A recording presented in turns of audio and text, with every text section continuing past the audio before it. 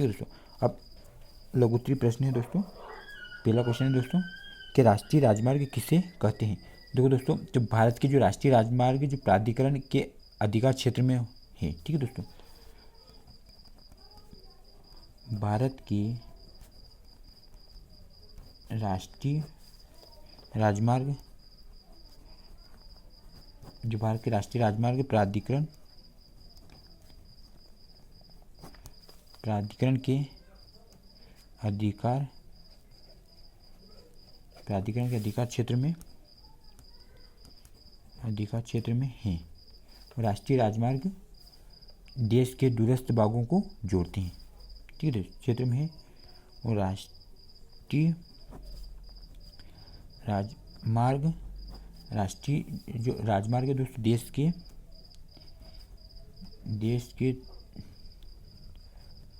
दूरस्थ भागों को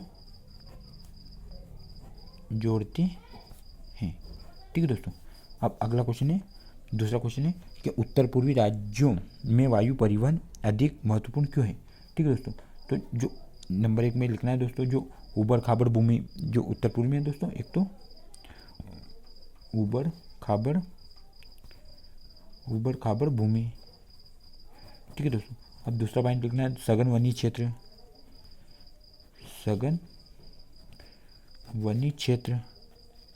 ठीक है दोस्तों। अब तीसरा पॉइंट हो गया दोस्तों कि अनेक नदी नाले,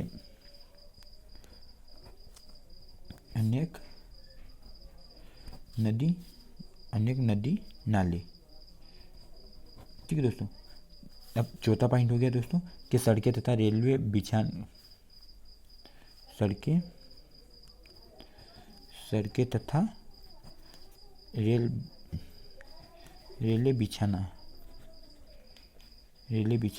ठीक है दोस्तों, रेलवे बिछाना।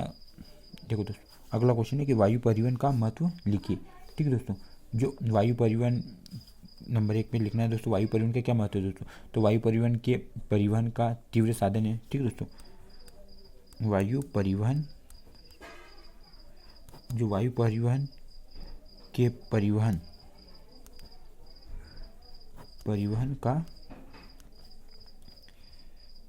परिवहन का तीव्रतम साधन, ठीक है दोस्तों, वायुवहन, ठीक है। वो देश के उत्तर पूर्वी राज्यों के लिए काफ़ी सहायक है। दूसरा पॉइंट है दोस्तों कि देश के उत्तरी पूर्वी राज्यों के लिए काफ़ी सहायक है, ठीक है दोस्तों। अब तीसरा पॉइंट लिख लो दोस्तों कि प्राकृतिक आपदा के समय राहत पहुंचाने के लिए महत्वपूर्ण भूमिका निभाता है। प्राकृतिक आपदा के समय राहत पहुंचाने के लिए महत्वपूर्ण भूमिका निभाता है,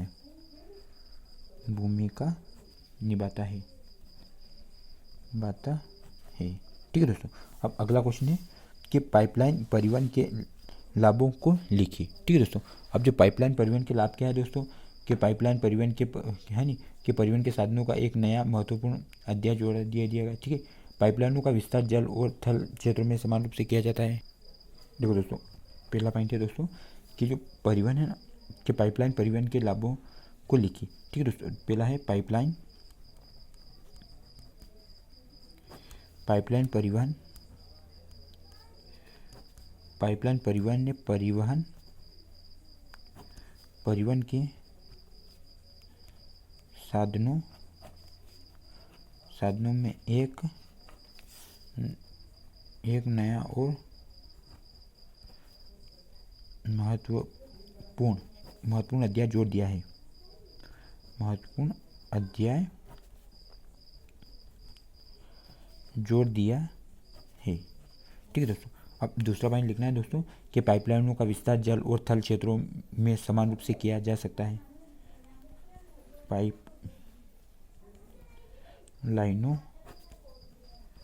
का विस्तार पाइपलाइनों का विस्तार जल और थल क्षेत्रों में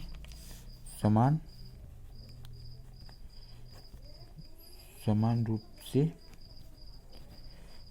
किया जा सकता है।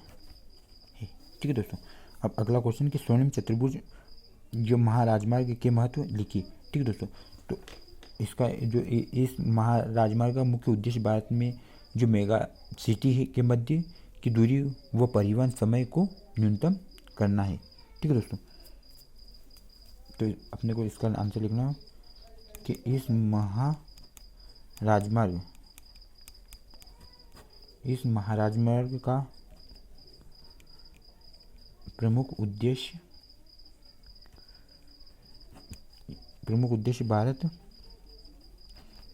भारत के मेगा सिटी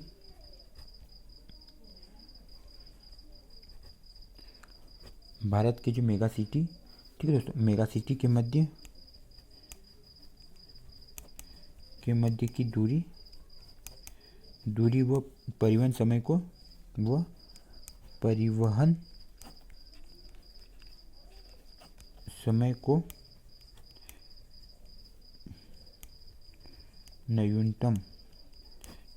करना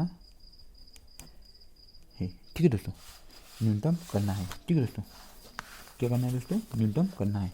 और दोस्तों एक को पॉइंट लिखना है दोस्तों कि आर्थिक विकास का प्रोत्साहन स्वर्णिम चतुर्भुज महामार्ग के माध्यम से। ठीक है दोस्तों, आर्थिक विकास का प्रोत्साहन। ठीक है दोस्तों, आर्थिक विकास का प्रोत्साहन। ठीक है दोस्तों, अब अगला क्वेश्चन कि भारत के 3 प्रमुख पाइपलाइन परिवहन के बारे में लिखिए। ठीक है दोस्तों, तो जो ठीक है दोस्तों, एक है दोस्तों कि ऊपरी असम के तेल क्षेत्रों में गुवाहाटी, बेरोनी व इलाहाबाद के रास्ते कानपुर तक। ठीक है दोस्तों, कि ऊपरी असम के तेल क्षेत्रों में गुवाहाटी,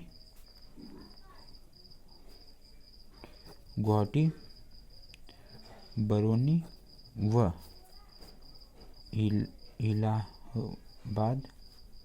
इलाहाबाद के रास्ते कानपुर तक। ठीक है दोस्तों, दूसरा पॉइंट हो गया दोस्तों कि जो गैस पाइपलाइन गुजरात में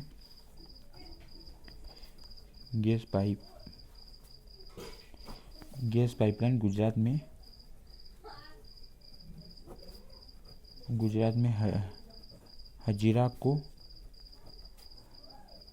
उत्तर प्रदेश से जगदीशपुर से मिलाती है।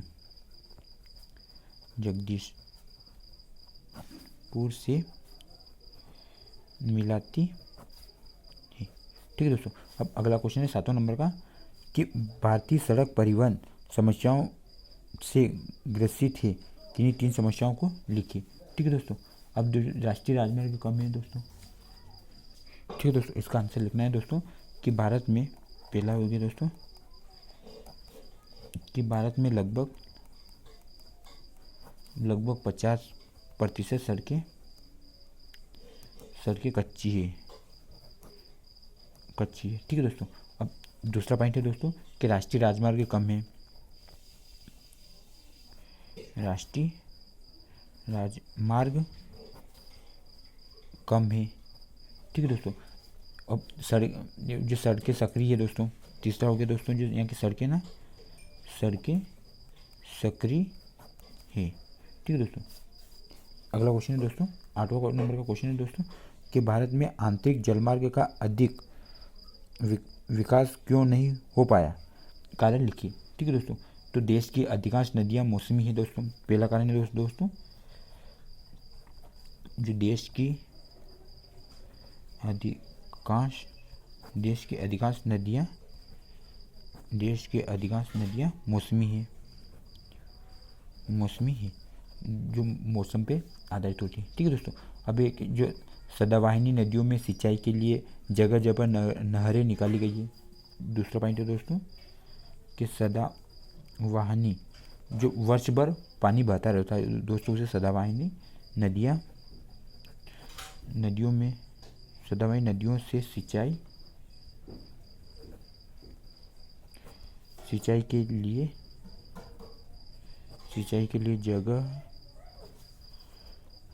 जगह से नहरें निकाली गई है। ठीक है दोस्तों। अब अगला क्वेश्चन है कि कांडला समुद्री बंदरगाह की कोई 4 विशेषता लिखी। ठीक है दोस्तों, तो ये एक ज्वारी बंदरगाह है दोस्तों, यह एक ज्वारी बंदरगाह है। ठीक है दोस्तों, और ये कच्छ की खाड़ी में कांडला, ठीक है दोस्तों, ये कच्छ की खाड़ी में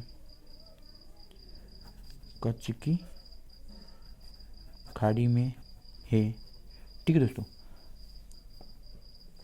देखो दोस्तों, अगला क्वेश्चन है कि यातायात और संचार के साधन देश में औद्योगिक विकास में किस प्रकार मदद करते हैं, स्पष्ट कीजिए।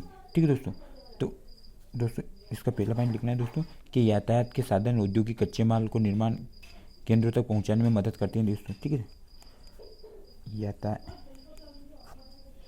के साधन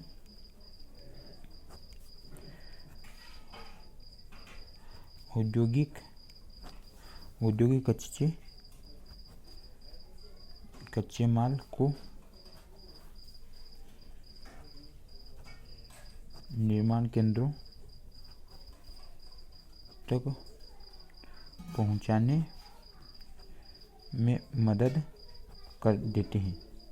ठीक है दोस्तों, अब जो श्रमिकों, अन्य कर्मचारी वर्ग व व्यवसायिक आने जाने में संभव बनाते हैं। ठीक है दोस्तों, अब अपने को दूसरा पॉइंट लिखना है दोस्तों कि व्यापार, परिवहन तथा संचार जो सूचनाएं भेजने व जानकारी प्राप्त करने के संचार के साधन मदद करते हैं। व्यापार, परिवहन तथा संचार सूचनाएं भेजने व जानकारी प्राप्त करने में संचार के साधन मदद होते हैं। ठीक है दोस्तों, अभी देखो दोस्तों, आपको हमारा वीडियो पसंद आया दोस्तों तो लाइक करना है और हमारे चैनल को दोस्तों सब्सक्राइब कर लेना है। ठीक है दोस्तों, थैंक यू।